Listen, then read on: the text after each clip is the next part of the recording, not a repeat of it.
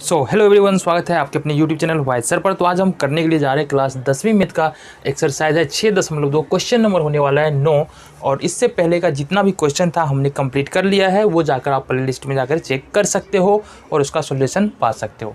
तो question number देखेंगे 9 में क्या कह रहा है। क्वेश्चन नंबर 9 में कह रहा है ABCD एक समलंब है। अब ये जो एक चतुर्भुज यहाँ पर दिया गया है, इसमें क्या है, ABCD क्या है, ये एक समलंब है। इसके बारे में बात करते हैं, समलंब क्या होता है तथा इसके विकर्ण परस्पर ओ पर काटते हैं या प्रतिच्छेद करते हैं। अब इसका जो विकर्ण है AC और BD, ये एक दूसरे को कहाँ पर प्रतिच्छेद कर रहा है, O पर प्रतिच्छेद करता है। तो दर्शाइए कि AO बट्टे BO और CO बट्टे DO करना है। AO बट्टे BO और CO बट्टे DO अपने को साबित करना है। सबसे पहला काम जो इस तरीके के क्वेश्चन में करना होता है, हमको क्या दिया है वो लिखना पड़ेगा। तो हमने पहले से लिख करके रखा है ABCD एक समलंब है। जो क्वेश्चन में दिया है वही हमको लिखना होता है, AB समांतर CD। अब देखो समलंब का क्या मतलब होता है, एक ऐसा चतुर्भुज जिसमें एक जोड़ा भुजा जो है वो समांतर होता है, बाकी दूसरा जोड़ा भुजा जो है वो समांतर नहीं होता है। तो यहाँ पर AB समांतर CD समलंब का मतलब है AB समांतर CD यहाँ से हमको दिया हुआ है। ठीक है, अब यहाँ पर कह रहा है दर्शाइए AO बट्टे BO। तो साबित क्या करना है, अपने को सिद्ध करना है AO बट्टे BO और CO बट्टे DO, ये अपने को साबित करना है। अब यहाँ से रचना ले लेते हैं। रचना में क्या किया हमने, OE जो है OE खींचा।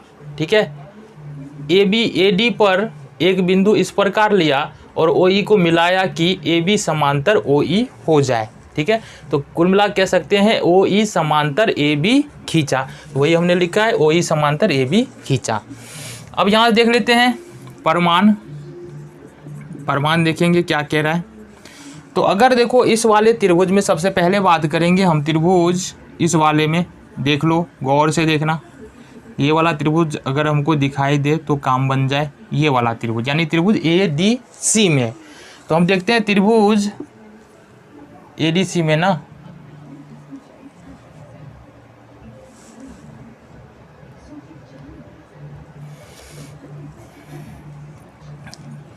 तो हमको देखना कहाँ है, त्रिभुज ADC में।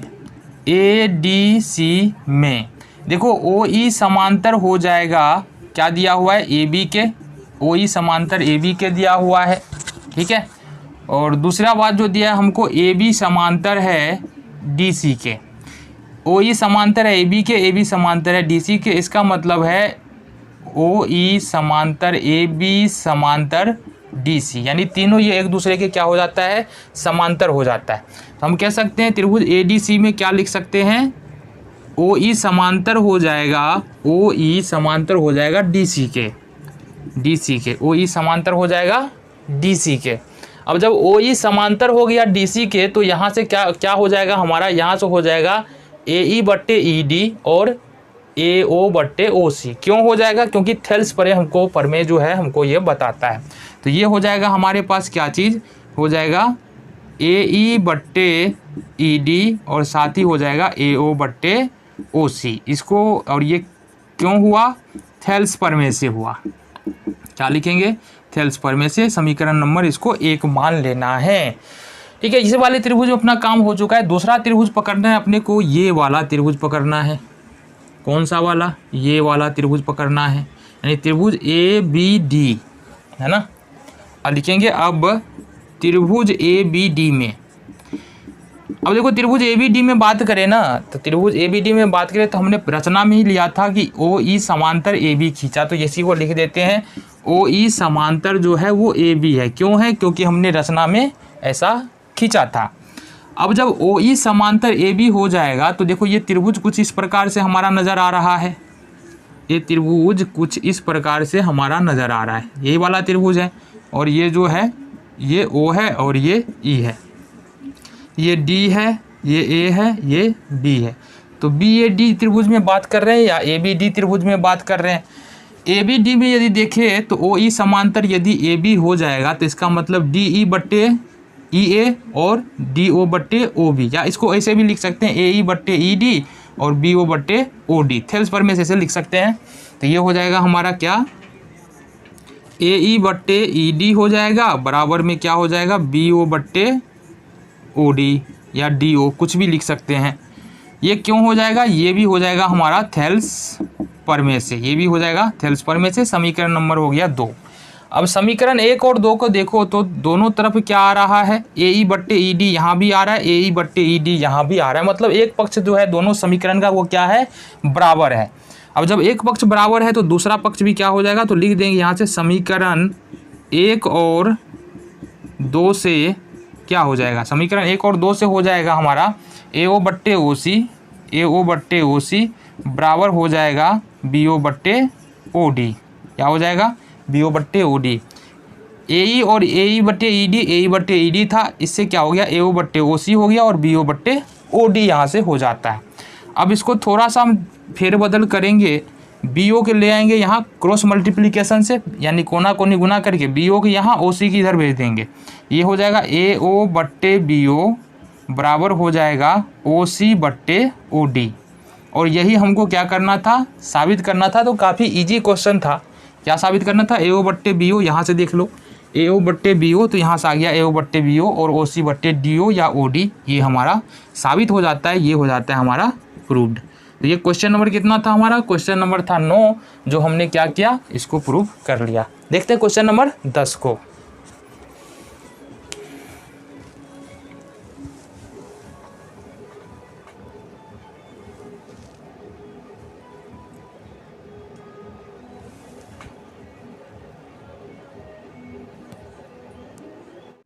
तो क्वेश्चन नंबर 10 है हमारे पास। 10 में देखेंगे क्या कह रहा है, कुछ 9 से मिलता जुलता क्वेश्चन है, यहाँ ठीक उसका उल्टा कह रहा है। यहाँ पर क्या कर रहा है कि एक चतुर्भुज, यहाँ पहले उसमें दिया था एक समलंब दे दिया था और साबित करना था ए ओ बट्टे बी ओ सी ओ बट्टे डी ओ, इस तरीके का क्वेश्चन था। हालांकि ये नहीं था, लेकिन इसी तरह से मिलता जुलता क्वेश्चन था।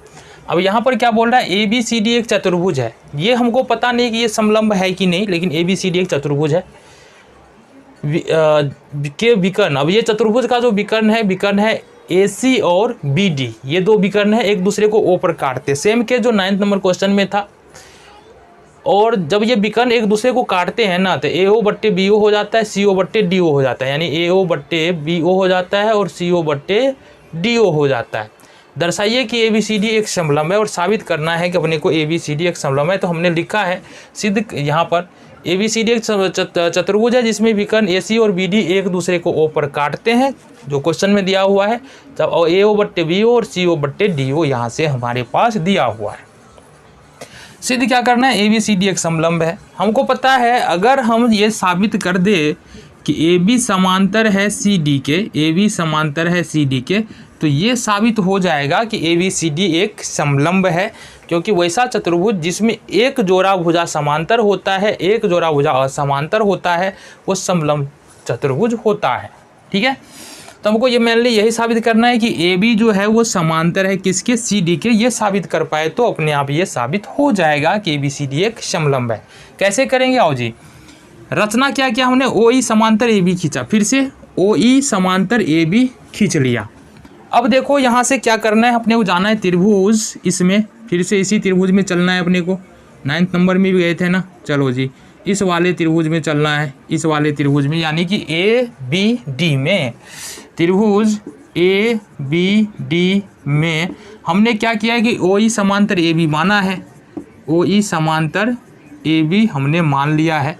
तो अगर ओ ए यहाँ देखेंगे ए बी डी में अगर देखेंगे ना, तो क्या हो जाएगा, ये हमारे पास हो जाता है ए ई बट्टे ई डी, ये हो जाएगा ए ई बट्टे ई डी बराबर हो जाएगा बी ओ बट्टे ओ डी, बी ओ बट्टे ओ डी। ये क्यों हो जाएगा, ये हो जाएगा हमारा थेल्स परमे से, थेल्स परमे से। भुजा समांतर है, एक भुजा खींचा गया है जो समांतर है दूसरी भुजा के, तो शेष दो भुजाओं का जो अनुपात होगा वो क्या हो जाएगा, समानुपात में हो जाएगा, यानी समान अनुपात में हो जाएगा। ये थेल्स परमे हमको बताता है। तो ये हो गया थेल्स परमे से। चलो जी, नेक्स्ट हमारे पास दिया है, अब हमारे पास कुछ दिया हुआ है प्रश्न में ही, देखो लेकिन दिया है, क्या दिया है हमारे पास, देखो ए ओ बट्टे बी ओ, ए ओ बट्टे बी ओ और साथ ही साथ दिया है सी ओ बट्टे डी ओ, सी ओ बट्टे डी ओ, ये हमारे पास दिया हुआ है।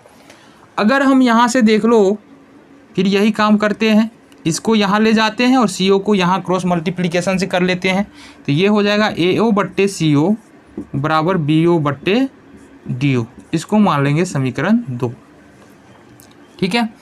अब अगर समीकरण 1 और 2 को देखें तो देखो BO बट्टे DO यहाँ भी है, BO बट्टे DO यहाँ भी है, मतलब ये जो बच रहा है हमारा AE बट्टे समीकरण 1 और 2 से क्या हो जाएगा, समीकरण 1 और 2 से हो जाएगा हमारे पास AE बट्टे ED, AE बट्टे ED बराबर हो जाएगा AO बट्टे CO के, बराबर हो जाएगा AO बट्टे CO के।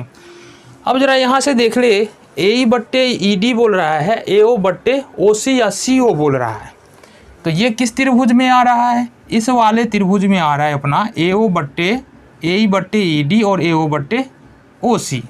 ठीक है, त्रिभुज यहाँ देखो ACD, इस वाले में ACD, इस वाले त्रिभुज में ACD में क्या है हमारे पास AE बट्टे ED और साथ ही AO बट्टे CO। ये अभी अभी हमने साबित किया है, ये लिख लेंगे साबित किया। अब जब ये हो जाएगा ना AE बट्टे ED AO बट्टे CO किसी त्रिभुज में अगर इस तरीके से हो जाता है, अगर मान लो ABC एक त्रिभुज है, EF 2 बिंदु है, अगर ऐसा हो जाए AE बट्टे EB बराबर AF बट्टे FC, अगर ये हो जाए तो थेल्स प्रमेय के विलोम से EF समांतर क्या हो जाता है, BC हो जाता है। तो यहाँ पर AE बट्टे ED हो रहा है, AO बट्टे OC हो रहा है, थेल्स प्रमेय के विलोम से EO समांतर हो जाएगा DC के, है ना। तो लिख सकते हैं यहाँ पर, इसलिए लिख सकते हैं OE समांतर किसके, DC के। ठीक है, अब OE समांतर यहाँ पर DC है, समीकरण मान लेते हैं इसको थर्ड, समीकरण इसको हमने माना थर्ड। लेकिन अब यहाँ पर हमारे पास एक चीज़ और दिया हुआ है, उसके बारे में बात कर ले ज़रा। एक चीज़ और दिया हुआ है ना, रचना से देखेंगे ना, रचना से हमने क्या माना था, हमने माना था EO जो है वो समांतर हो है किसके, AB का, ये हमने खींचा था, इसको मान लेते हैं समीकरण नंबर 4। अगर समीकरण देखो, समीकरण 3 में क्या है, OE समांतर DC, ये हमने निकाला है OE समांतर DC, इसमें है EO समांतर AB, मतलब OE या EO यहाँ पर है, OE या EO यहाँ पर भी है, मतलब हो जाएगा DC समांतर AB। यहाँ से लिखेंगे समीकरण 3 और 4 से क्या हो जाएगा, यहाँ से देख लेंगे AB समांतर DC या CD, कुछ भी लिख सकते हैं। हमने क्या कहा था, यदि हम ये प्रूफ कर पाए कि AB समांतर DC है, इसका मतलब ABCD एक समलंब हो जाएगा, तो ये साबित कर दिया, इसलिए हम लिख देंगे ABCD एक समलंब है, समलंब है।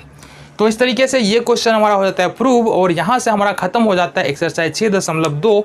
अब हमको क्या करना है, अब हमको देखना है एक्सरसाइज 6.3 से जो भी रिलेटेड थ्योरम्स है, जो भी बातें हैं उसको समझना है, देन हम चलेंगे एक्सरसाइज पे। तो मिलते हैं नेक्स्ट वीडियो में।